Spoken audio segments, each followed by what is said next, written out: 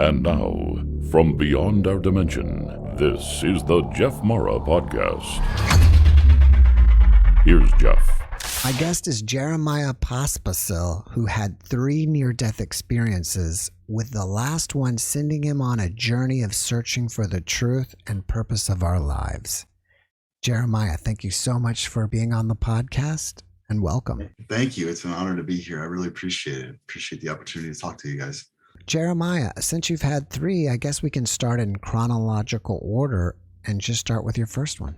The first one, I mean, some would say that I had 4, but 3 is really what's really started changing me. And the first one that I had would be, I was in a really bad wreck. I was in a car accident, and I was driving to work one morning around 3-4 o'clock in the morning. I've been working a whole bunch of hours that week. And I remember falling asleep and dozing off and waking up as I'm going to work. And I got to a point where I was just so overwhelmed with tiredness, and I ended up just passing out. And I ended up hitting a metal or a concrete light pole, doing about 55, 60 miles an hour, and going around a curve. And I hit this light pole, and it pretty much sheared off the entire passenger side of my Ford Explorer at the time, and ended up rolling it 8 times and sliding about 300-400 feet down the road. But as I hit the light pole, I remember being jostled and knocked into this dark void, I guess you could say. And I didn't really understand what was going on. There was the dark void, and then there were some lights that started coming in and out of my perception. And that started giving me this weird feeling of weightlessness and emptiness. And I didn't really get too much from the first couple NDEs. I remember creating a new awareness about my life and about the value of my life, but I didn't really get anything too valuable that I saw as valuable in that one. And my next one was, I've had 6 spinal surgeries, and one of my last spinal surgeries, a doctor misplaced a pedicle screw, which caused a reaction in my body, ended up going into septic shock, basically. And my body started shutting down. And as I was shutting down, I kept going back into this void that I remembered from my first experience. In the first experience in the car wreck, I had multiple colors coming in and forming a shape, but it didn't really stick. And this one was more just being in that blackness and that void, being transported to the hospital. They had to do emergency surgery on my spine to get the infection cleaned out. So I didn't really get too much from those, but I do remember how powerful they made me feel about what was going on in my life, and really made me reconsider my actions and my choices a lot. It was just this overwhelming feeling of a truth that I wasn't really connected to, I guess you could say. Did you recognize that you were dead, or it was an NDE, or just was it possible you thought like you were in some kind of weird dream state? When it first happened, I didn't understand it was a near-death experience at all. And it wasn't until my last NDE that I started thinking about my last experiences, realizing, okay, that is what happened to me. So it wasn't a recognition. I just thought I was in a dream state, or I'd been knocked out or something, because I'd been knocked out before. Playing football and wrestling and things like that. But this was a different feeling. It was awareness. It wasn't just me being knocked out. I was aware of being in that space. And that was what was really different for me from, normally being knocked out or any other experience I'd ever had. I didn't use drugs growing up, so I didn't really understand any different states of mind, so this was just something entirely new to me that I knew was different, but I didn't know how to understand it. I didn't know how to put it into words or understand what it was. Did either one of the first 2 NDEs give you any type of spiritual awakening that caused you to make some kind of change in your life? I think they wanted to, and I think that's probably what they were trying to do. Looking back on them now, I think all of my NDEs were trying to inform me of something in my life. But I was so stubborn and so hard-headed growing up that I didn't really pay attention to it. I was so stuck in my ways and my thought processes that I think that's what they were trying to do, but I was not taking conscious awareness of that. And I kind of dismissed it as just being an occurrence, or not that I could have died, but that like it's just something that happened, an accident that happened to me. But it didn't, unfortunately, at that time. It does now. It has significant meaning to me now. I see how it was a slow progression of an awareness or an awakening within my spirit, and that it took me having my last one to really look back over those and say, yeah, that was actually fundamentally important to me in breaking down who I was, my egotistical mind, and how I was living. It's interesting that you say that they were trying to do this to you. To me, that kind of implies that maybe you planned these NDEs or somebody else planned you to have them to kind of wake you up. I think there is something to that, and of course, nobody knows for sure. We all have this inkling of being part of an existence before our lives, before we're born. We're in a spiritual world, we're not active in this physical world. So I think there is some sort of planning. I remember when I was a child, my mom said, do you remember being in the womb? And I was 5 or 6 years old, maybe 4 or 5. And I said, actually, I do. And I remember having this distinct feeling of being in the womb. And she said, well, what were you doing? I said, well, it was warm. I was just sitting there. I felt love. I felt comfortable. I'm explaining these things to my mom as a 5-year-old.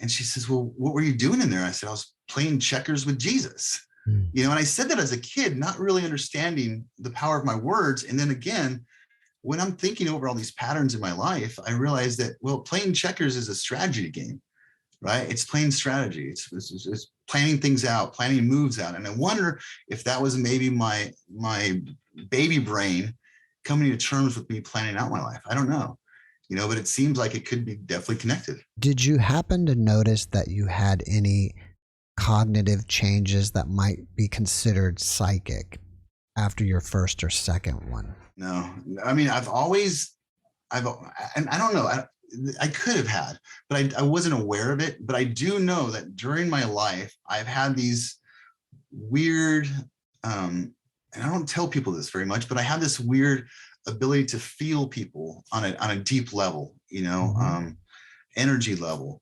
And I think they may have shifted something because I noticed the progression of my life after the accidents. I started kind of changing bit by bit to the point where now I do feel I have some interesting abilities.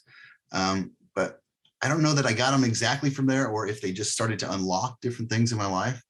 But they definitely started making me think about living differently, and how I make my choices differently, which I thought was really important to get to where I am now, because a lot of my choices had to be changed. I was living a very worldly life and trying to, create a happiness within my physical body, not really understanding where or what I'm doing here, and I think it did start to affect a change in me for sure.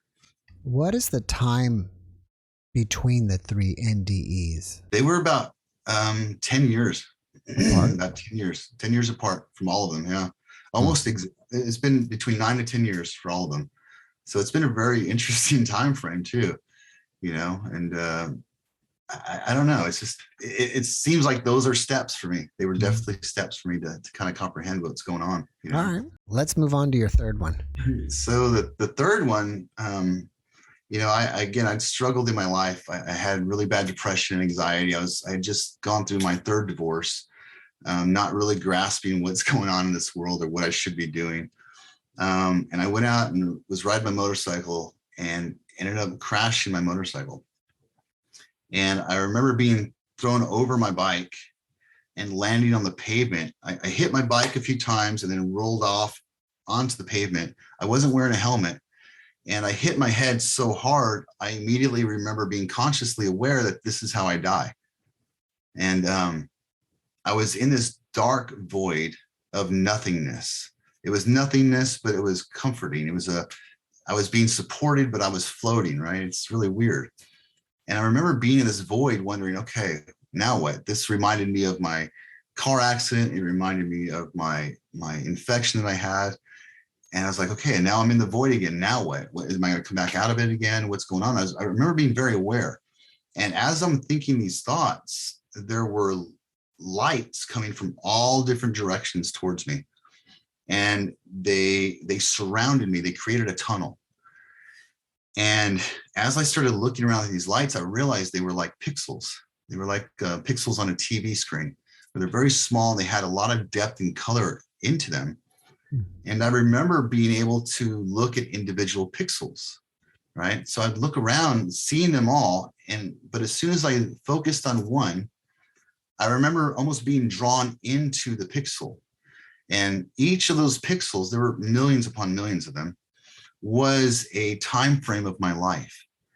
And in that time frame, in that pixel, it enveloped me to the point to where I could feel the emotions inside of that moment of time of my life. I could see all of the depth of colors. I could feel and hear things just like I was there, but I wasn't. I knew I wasn't there. And I remember going through these different pixels and really feeling the emotions of everything, feeling the emotions of what I was doing, feeling the emotions of the other people that were in that pixel or in that time frame of my life. And as I did that, I started to realize a connection. I had an awareness of all the pixels, and I had awareness of the single pixel I was into at that moment. And I could see how they all kind of fit together. I could see how they were all cohesive to each other. And I started to put the pieces together that all of these little moments of my life were creating the entirety of my life and where I was. And that there were no wrong decisions that I've made. Everything that I did, maybe in my own mindset, I perceived or judged it to be a negative experience, whether it was negative on my actions or negative of somebody else's actions in my life. I realized that all of those precise moments were very vital to my existence in my current mindset and who I was. And it was weird because I would see the weirdest things I wouldn't have remembered on my own. You know, some of them were going into a store, a 7-Eleven store, to go get a drink and saying hi to somebody. Some of them were fights that I got in high school. Some of them were just, you know, making choices to do one thing over another. And I realized how vitally important each one of those was. And I remember being able to jump out of one pixel, jump into another pixel. And I was just able to do this. I don't even remember how many times I did it, multiple, maybe 20, 30 times into different parts of my life.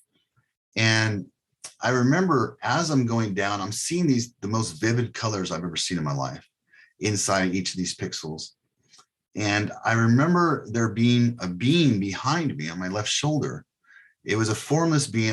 I wasn't able to see it. I don't know who or what it was. I just remember the presence being there, kind of guiding me or pushing me down this tunnel. And I just remember this extreme amount of peace and understanding flow to me from each of these moments. And as I get closer to the end of the tunnel, a lot of the pixels started to diminish, and it was just the outside frame of a pixel, almost like there were empty pixels that were left to be filled in. And I remember that thinking that, okay, maybe I'm not going to die. Maybe there is some more to this that I'm going to find out, you know? And it was really crazy for me because I was like, okay, I don't know how I got here, but I know I'm here, and how am I going to get back? And this being just kind of kept pushing me to the point to where the pixels and the colors stopped into the empty pixels. And as soon as we stopped, I remember this beam of light, right, coming and shooting out from straight ahead of me. And it permeated my whole essence, my whole energy body, whatever I was. And as it went into me, I remember feeling like I was just given like more information, like an informational download, more information than I would ever be able to process in one moment. And this being spoke to me telepathically, saying, become the purpose. And up until that point, I had no idea what my purpose was. I was constantly searching for my purpose. I was looking for answers to how I'm supposed to live. Was it money? Was it jobs? Was it marriages? Was it my kids? What was my purpose? You know, and dealing with my anxiety and depression my whole life, I was constantly in search for that. And as I was told to become the purpose and the light went through my being, I remember waking back up into my body. And in my body, I had 8 broken ribs, a broken wrist. You know, I had road rash all over my body, I had head trauma. I remember sitting there thinking, wow, something profound just happened to me. And up until this point, I had 6 spine surgeries in the military. And I was on narcotics, prescribed narcotics for pain. And I remember thinking, I need to get off my pain pills. I need to stop my pain pills, which is weird to think about when you're in the middle of pain. You have 8 broken ribs and you just crashed your motorcycle. I need to get off pain pills. And I remember going back to the hospital, and I had 2 chest tubes put in me. I had, about a 6-month recovery. And as I'm recovering, I told myself that when I heal up, I'm going to get rid of all my pain pills, which is a weird thing because I'd been on them for a number of years. And another thing that I felt really led to do after that was to start meditating. And I couldn't meditate for the life of me. I was the most anti-meditative person. I didn't believe in the spirituality. I didn't believe in any of that. I was raised in a Baptist home. And I didn't know how I felt about meditation. I didn't even know what it was, to be honest with you. And it was like that light, that beam of information, whatever it was, just gave me the directions to find what I needed to find. And I remember after I healed up, about 6 months after the accident, I started meditating. And I didn't know how to meditate, but I was in pain. So I knew that I couldn't sit up for hours at a time. And I thought, well, maybe if I lay down on the grass, I can suck up and absorb the earth's energy. And I could just, go from there and see what I could do and control my mind. And it was like a light switch had been shifted on. As soon as I started meditating, those downloads that I feel I had started to unlock. It started to unravel all of the mysteries of life for me, and this is my own interpretation, of course. We all have different ones. But for me, I started to realize that, I held on to depression because there were things in my life that I wasn't proud of that I had done that I wanted to change. And I couldn't affect any positive change on them. I just had to relive the same occurrences over and over again. I realized that my anxiety came from a place of me trying to control the future events that I really had no control over. So realizing those 2 things really started changing my mind. Okay, so what is your depression? Your depression is trying to change the past, and your anxiety is trying to change the future. So where do I reside? Where do I find my love? Where am I? I'm in this present moment, and I started thinking about, I was constantly searching for love. I didn't feel a self-worth or self-love. So I was always looking for love from other people. And I wondered, where does my love come from? And I remember after a meditation session one night, and I would meditate for 5 to 6 hours at a time, I remember realizing that I really require the love of other people, but their interpretation of how to give me love was different than my interpretation of how I needed love. It was 2 different frequencies, right? 2 different energy fields. And I thought, okay, where do I get my love from them? Like, where does it come from? How am I supposed to sustain my life if everyone's interpretation of what to give me is so different? And I started thinking about being in nature. I started thinking about hiking and camping. I started thinking about going to the ocean and how much I love those experiences, how much I love the environment of hearing the breeze off the ocean, the seagulls, and just the sunlight on me. I thought, oh, I love those. So how is that different than any other love? And I started to realize that it's not. It's the same kind of love, and how I use that power, how I recognize it, is able to self-sustain me, right? So for me, love is, it's a self-sustaining energy, self-perpetuating energy. It's something that creates life, and I always looked at love as being a 2-way street, as a transactional process. And I realized that it wasn't. It's a 1-way street. And when I gave out love, I had created a void that I needed to fill that void in more. And I was trying to fill that in with other people. But now I realize that, okay, if you go out into nature, you can suck up the love from the universe, basically. You can enjoy your life. You can realize that these plants are here for you. The experience of being around these trees are here for you. And it's the same thing that the plant life does. When trees are growing, they are self-perpetuating the energy, but they're using that energy by a balance being created in nature, right? And I started to realize that that's what love was for me. It was a balance in my life. It was being accepted for who I was. It was being given nutrients of encouragement and power. And that when I looked at the trees, they really represented love for me. When I looked at the ocean, it represented love. And I realized that I needed to just become that. I needed to realize the power and love and perfectness within my spirit and just give that out to other people, just like nature does, just like God does, you know? So I came to the understanding that really, you know, everything we're doing, everything in this universe, it's been scientifically proven is information and energy. And a lot of people will find it really hard to wrap their head around that and how it works, you know, but I realize that everything that I'm doing is collecting information. All of my senses are meant to collect information, feelings, smells, taste, vision, hearing, all of that is intaking information and traveling down my neural pathways, right? And creating synapses, and neurons at their core are energy. So what that told me was that energy and information are connected together, right? So with energy and information being connected together, what am I fundamentally doing? Well, I'm changing that energy that I'm intaking. I'm interpreting the energy, right? So as I interpret this energy, I'm creating a different frequency of it. And I can create the frequency of negativity, or I can create the frequency of positivity. And I realized that I could also, with the fact that we emit light photons, we emit energy, we're actually creating a force upon other people as we are interacting with them. And I thought, well, okay, so it is all about energy. It is all about the frequency that I kept hearing all these spiritual people talk about. And I started really diving into it and realized that if it's all just my interpretation of what's going on, how is this actually creating my life? You know? So I'm intaking the information, and my perception before was to judge the information of where it was going to be in my life. Was it going to be negative, positive? And then I would create the emotions, and the emotions would reinforce the truth. And then that truth would reinforce the energy frequency that my body resided at. So I started realizing I'm going to start giving out information, or start giving out energy to people. I'm going to start giving out love to people. I'm just going to be kind to people.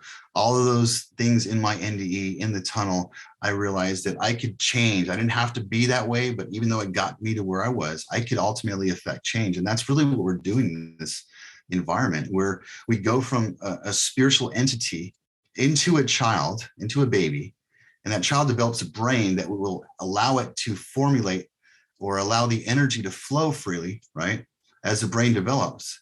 And then we're meant to shift from an emotional interpretation to a spiritual interpretation as we start to become more aware.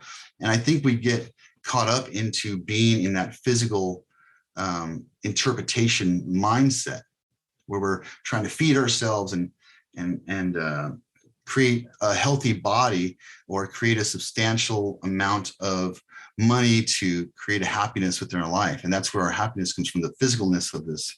But we're really supposed to transfer into the spiritual mindset and to start feeding our spirit, because that's what we're doing. We're going from a spirit into a body, then from a body back into a spirit. So what is this space in between?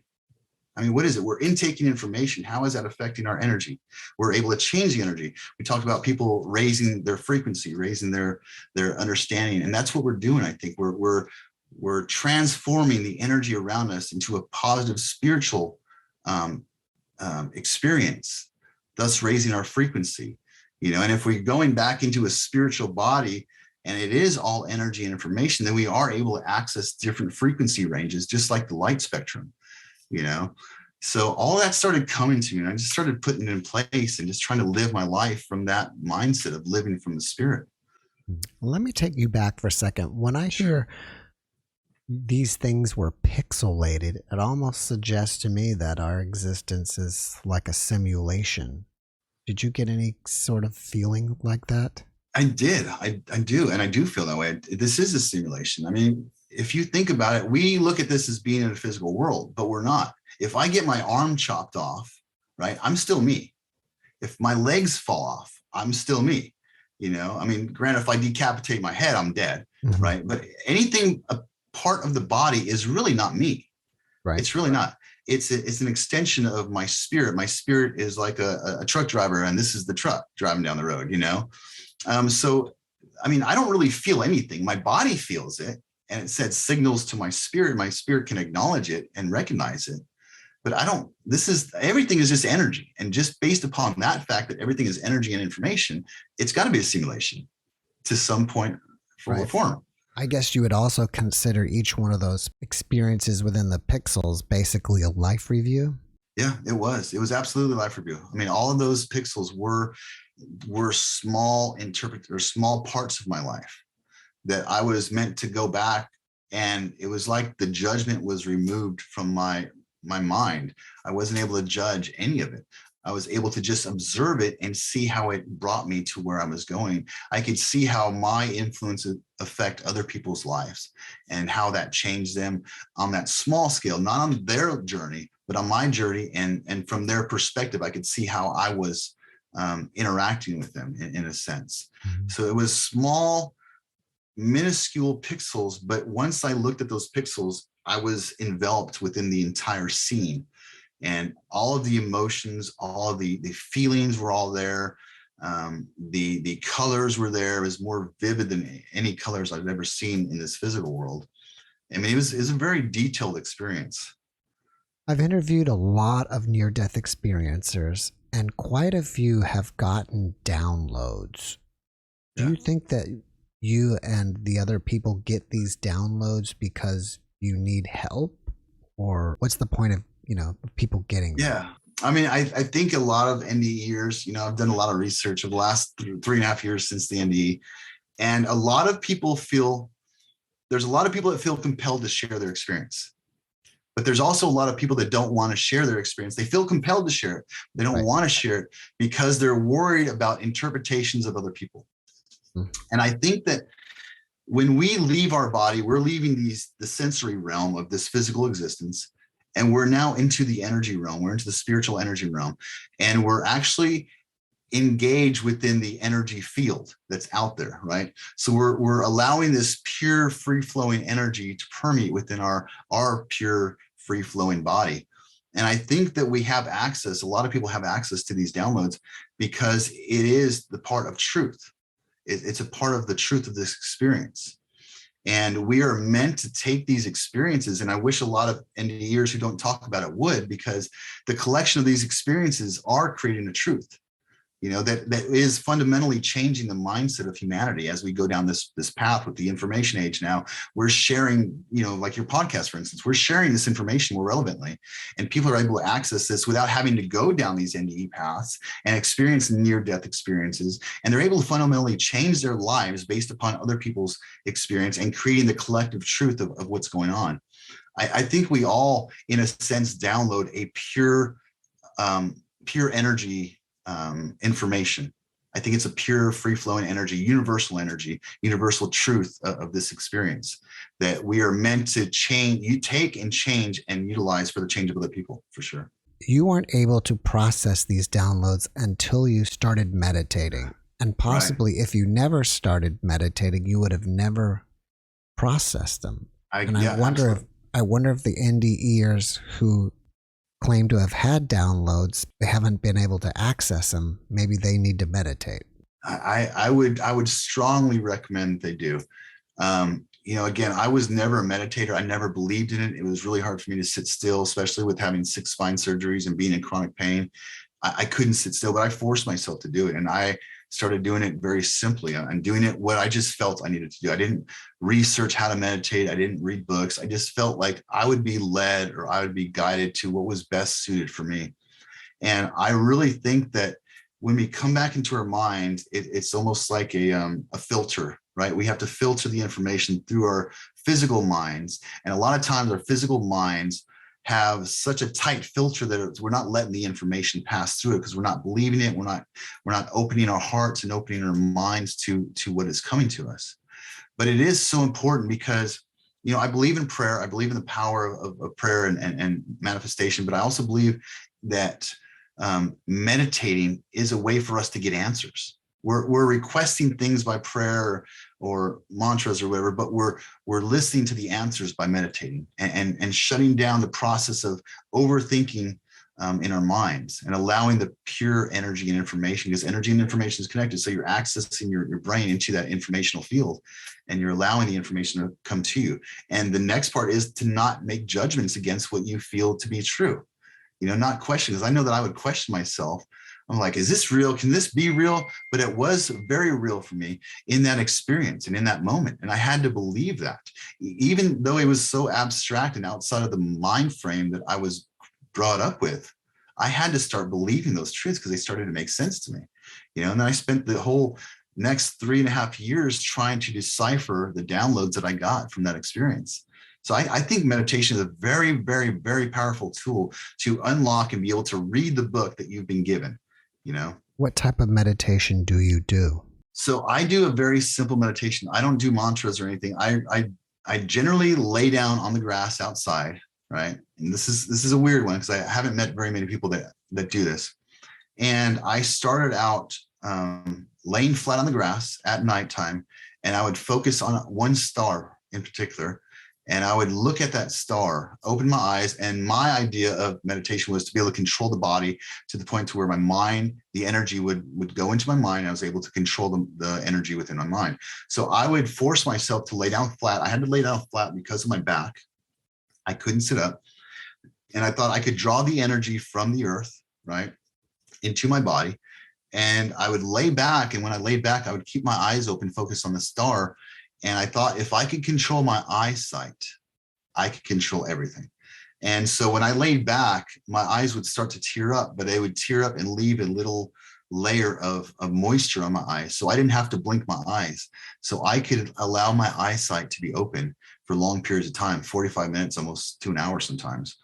And as I did that, my vision would change. I would start to see things. I honestly, I'm to the point now where I feel I can start seeing energy, the energy field itself. And it sounds really weird. And if somebody told me this years ago, I would have just thought, wow, this guy's crazy. But I can see this gold fabric woven together, almost like a flag waving in the air. And then it would change from that to, I could see heat signatures coming off of roof lines and off of my body at nighttime.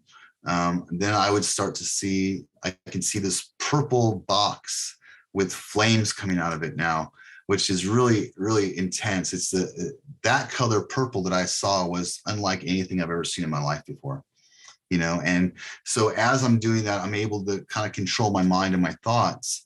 And that's when I get the majority of the unlocking of that big download I took in. That's when everything starts working and unlocking for me. So what is your purpose? My purpose is to become love, honestly, because what love is love is life. We call this experience life, but it's not, it's love. Everything is in balance. We're creating an experience of love. We're creating a self-perpetuating energy within us. So my experience, I realized that when I love, I have more energy, right? When I have anger or resentment or depression, I have less energy. So if my purpose is to transform my spirit, the best way to transform my spirit in this experience is to live from the mindset of love, because love is what accesses the most amount of power for me.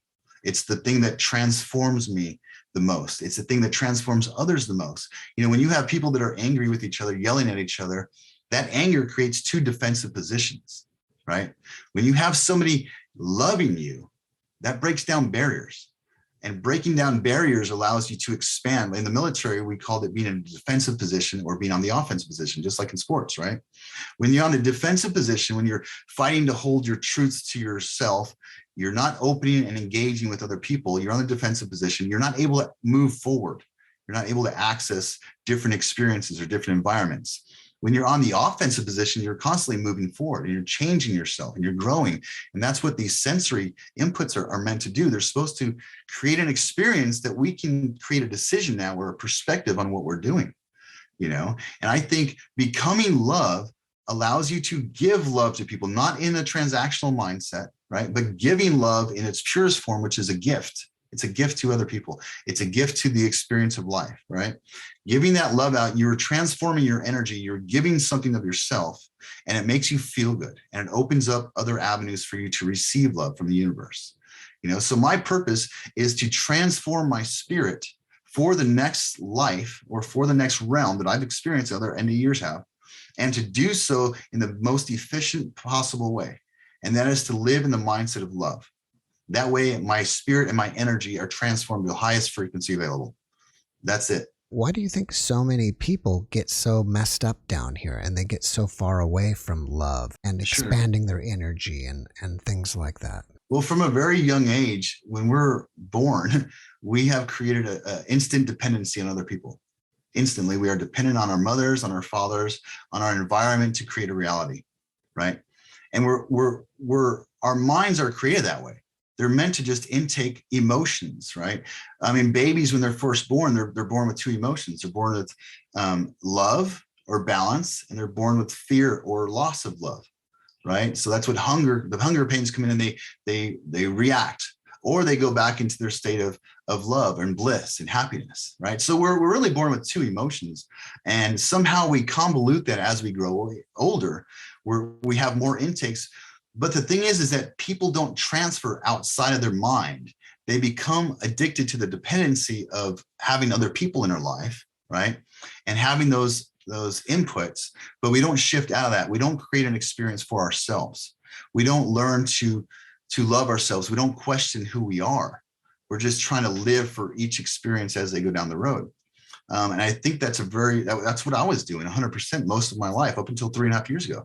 I was living life for my body, and I was needing people to feed me the love and happiness and joy. And I was feeding off of them like a leech almost, you know? And it wasn't until I lost everything in those moments that I was able to say, okay, where does it come from?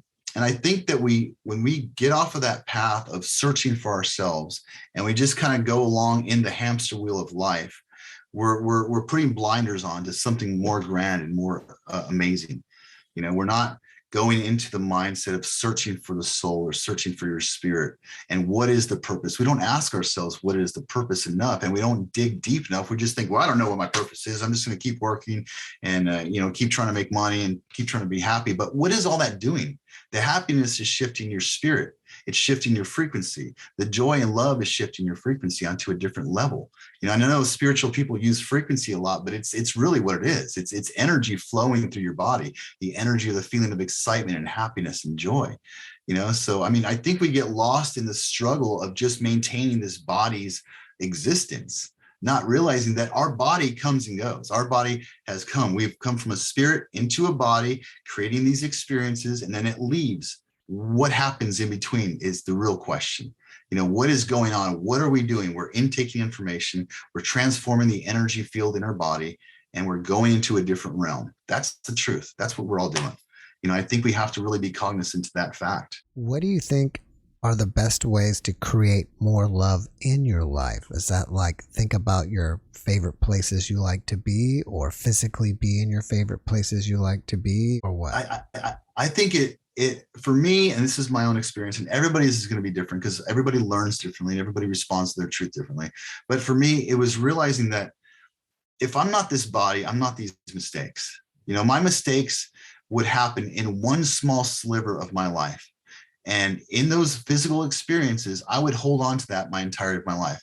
And I think really what it is forgiving yourself. It's knowing that those negative experiences in your life, although they happen for one small part of your life or time, the information that you gather from the understanding of that experiences will last the entirety of your life, right? And not only that, not only will it help you create a new life or new decisions, right? You can also give that information from that negative experience to other people and create a positive attribute into their lives. So you're taking this one negative aspect of life for one small moment of time, and you're taking the information and you're holding on to that forever, using that to transform your life and give out to other people as tools. So that creates two positive experiences out of that one negative moment, two positive experiences that last the entirety of your life. So there's no negative per se in life. There's hard taught lessons and hard experiences, but it's not negative. So it's doing that. It's understanding that everything is a way to take information and learn, but it's also realizing who you are, realizing the perfect being that you are. You are light and you are love to your core. When we think about our decisions, for the most part, our decisions are based upon some love for ourselves or love in itself. right? So realizing that everything that you're doing is based upon love, whether it's work, whether it's enjoying time with your children, whether it's going to the beach or the environment, spending time and really realizing that you are generating and maintaining love in your life, and to hold on to that. Don't let the little twists and turns of life that you cannot control get involved in that, but just hold true to the love that you have and let that be a self-generating experience for you. Do you think the law of karma doesn't even apply anymore? Like you said, actions just kind of go away and, you learn from it and keep moving on instead of punishing yourself and saying, well, I deserve it. Well, I mean, we deserve it, but I don't know that we deserve. What we deserve is to interpret everything that's coming to us positively. And I think karma, giving out negative energy in the world will reverberate back to us. I believe that. But I think that when it reverberates back to us, that's when you're supposed to acknowledge it and say, okay, how can I change this? What have I done in my life that has caused this? And maybe this is not something that is happening to me. Maybe this is happening for me, right? And that was a big thing for me, is I looked at everything coming at me as, oh my God, this is happening to me. My car broke down. I got another divorce, or my mind's all messed up. And this is just, it's all coming at me. It's not. It's happening for you. It's happening to help establish an opportunity for you to create a new mindset or a new outlook on your life. And once I shifted the happening to me to happening for me, it created a power. It put me back on the offensive, and those things will come back and get you. But now you have an opportunity to change that. Now you can take the information from that experience and put it in your life and make a new new choice. Do you feel that the universe is there for us and we should be taking advantage of it, not in a negative way, but taking advantage of it to use for our benefit? I do think the universe is there for us. I think it's, and this is my own personal belief. Again, everybody's going to have their own belief about it. But I think that, we come from a different dimension. I think our spirit comes from a different dimension, for sure. A lot of religions teach that, a lot of spirituality understands that. And I think this physical environment is a way for us to understand and interact with our frequency level in this body that's contained within this body. And I think we're meant to utilize it. We're meant to look at the stars and wonder how many stars are out there. We're meant to look at and be in a sense of wonder, in a state of childlike mentality, where we're constantly in awe of our surroundings and meant to question what we're doing here and why we're here. I think we're meant to use that. And whether it's just on this planet or even other planets. And I think there's other places in the galaxy that are going through these shifts, and we're definitely meant to utilize everything that's at our feet and our hands. Do you believe in reincarnation? And if so, why do you think we keep returning over and over again? So I never really believed in reincarnation up until recently. And I don't know exactly how I feel fully about it yet, but I do know this. I do know that there comes a point. Well, I know two things. I know one, that our energy stays within this earth after we die on a different level. Okay. That's what I feel. I know. And I do believe that our consciousness being attached to the energy, we're still here. But I think that there's a point to where we can grow so much, or we change our mental and spiritual frequency so much that we don't have to reincarnate. I think we get to a point to where we can now access a different part or different dimension, right? Based upon the frequency of our soul and our spirit. And I think that's what this is doing for us, is it's giving us an opportunity to transform that soul that's in between the life and death of the body, right? And so I think if you don't get to that same point, you're getting re-queued into another experience to, allow yourself to get to that point. It's like we're given extra chances, and I think there will come a time that you can elevate outside of this realm and get into the next dimension. And it sounds weird, I know, but I believe that to be true. It's what resonates with me. And it's surprisingly what resonates with a lot of people that have had NDEs, All right. You mentioned that you've had 3 marriages. Yes. Where are you at now? Have you ever considered getting married again? I don't think so. I don't think it's meant for me right now. Why not? I'm in a place where I'm trying to focus on understanding what's going on in my life. And it's a constant journey. For me, I mean, you strike out 3 times. I mean, you're out. You know what I mean? I think maybe I'm just out. Or maybe that's just a limiting belief. Maybe it is too. I agree with that. Maybe it could be. But I got so much right now that I'm trying to transform my mind and my soul right now, that maybe I'll get to a point where I'll be ready for that again. But right now I'm not ready for it. I don't even want to think about it, because right now I know that I'm trying to cultivate an energy within me, and I don't want to get anything, distracted with anybody else right now. And I think it's just a beautiful thing to just kind of be alone for a little bit, and I've seen a lot of my failures in the past, and I'm working to make effective changes upon those, and I think maybe one day, I'm never putting it down, forever, but right now, no. Well, I'm gonna use your own logic with you and say maybe those relationships were for you. Right. I agree. For the next one. I agree. I think I'm trying to get to that for me part, to where I can fully take in all the information from those experiences. And I think they are. Literally everything does happen for me now.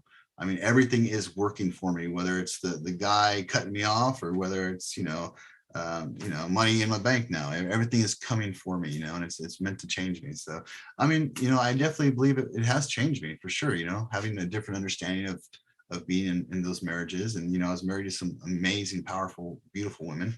And I'm very thankful for each and every one of those experiences. They've really given me a lot of positivity in my life to look back on and to have, and to grow with, and information to grow with. So. Now, you mentioned that you grew up in a Baptist house. Do you consider yourself spiritual now? Do you still, have some elements of Christian belief within your spirituality?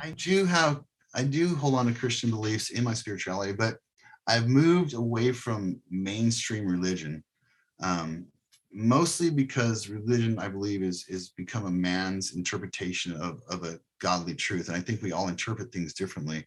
And I think that's kind of where I fell to the wayside, where I was trying to take, different interpretations and make them my own, and they weren't my own. So I've kind of fallen to the point where I'm more spiritual now, where I live within the spiritual mentality, knowing that I am a spirit, knowing that I am connected to God. And I think that creates a different relationship with God for me. It creates a very powerful relationship to me, and more real than anything has ever been to me. So although I hold on to my Christian beliefs still, they're really spirituality and becoming becoming a spiritual entity, I guess you could say, living from my spirit, not from my body, living from my spirit, is really where I find myself. So spirituality is pretty much my religion, I guess you could say. But religion has such negative connotations, especially in today's era, where it's just gotten so much backlash and so much control and, whatever. So I find that just being spiritual and holding on to my truth is really the best way to be. Do you fear death at all? I don't. I absolutely don't fear death. I fear not being able to share or help people transform enough, more than I fear death. I fear wasting my purpose or wasting this time more so than I do death. I know that on the other side, there's something magnificent and amazing, so much more vivid and enveloping than this place. And for me, that brings me great comfort. But really what worries me most is not getting this message out, or not giving the message of love out to people, and allowing them to, kind of disconnect from their worldly mindsets, or how they were living before, and the depression and anxiety and negativity. I want people to transform into their spiritual truth and their spiritual awareness. If you don't mind, where are you at right now with depression and anxiety? I mean, I'm really over it. I mean, everything's happening for me. And as it happens for me, it's a positive attribute to my life, and it's helping me overcome everything. I'm looking at things as, not negative experiences anymore. They're propelling me. I deal with chronic pain every day, and even that has some form of power to me that's happening for me. It's allowing me the reminder that I'm still alive, that I'm still here, that I'm still walking in this world, and I'm still able to access it. So it's been a hard road to get to this point. It's not an easy thing that you can just turn off a switch and you're over it, because there are chemical reactions that happen, but once you start transforming the experience of it happening to you, or happening for you and not to you, slowly but surely you create that truth, and that creates different chemical responses in your body. And then it almost sustains itself. Like the depression sustains itself with a negative mindset and the environment and how we're perceiving it. The positive mindset and the knowing that things are happening for me will sustain me and does sustain the happiness in me. I didn't ask you before we started, but do you have anything that you would like to share, like a website or a book? I don't right now. I'm working on writing a book. I'm hoping to write a book here within the next year. But that's just me at my Facebook or my Instagram is really where people can reach me. Well, after watching this podcast, people may want to reach out to you and ask you questions. Are you open to that? And if so, Absolutely. How can they reach you? They can reach me on my email. It's Popsicle2020, POPSIKLE 2020 @gmail, or my Facebook, Jeremiah Pospisil, POSPISIL. I'll give you the links for it, and they can access that, or on my Instagram. So I'm starting to build a website right now, actually, so I can start doing this for people a little bit easier. So I'm in the process right now. This is the very beginning stages for me. So I'm hoping to be able to reach more people. Well, Jeremiah, before we finish up, can you leave us with one last positive message? I would really love for people to realize that, you are a spirit inhabiting a body and not a body looking for a spiritual connection. And if anything, if you're living from your spirit, you'll realize that things that bring you spiritual happiness and joy and power is love, and love in all experiences. And I really just want people to understand that giving love out is more powerful than receiving love, for sure. It creates a void and a place for love to reside within your life. So stay positive, live your life through love and from love, and become love, really. Thank you for that message, and thank you again for being my guest. I really appreciate you, and I wish you a great rest of your evening. Thank you. I appreciate the same. Thank you very much. Thank you, guys. Thanks for watching the JeffMara podcast. I really appreciate you. Another way to show support is through YouTube memberships. And if you do, there are loyalty badges and other perks depending on your level of membership. All you need to do is click the join button underneath the video to find out more. Thank you for your support.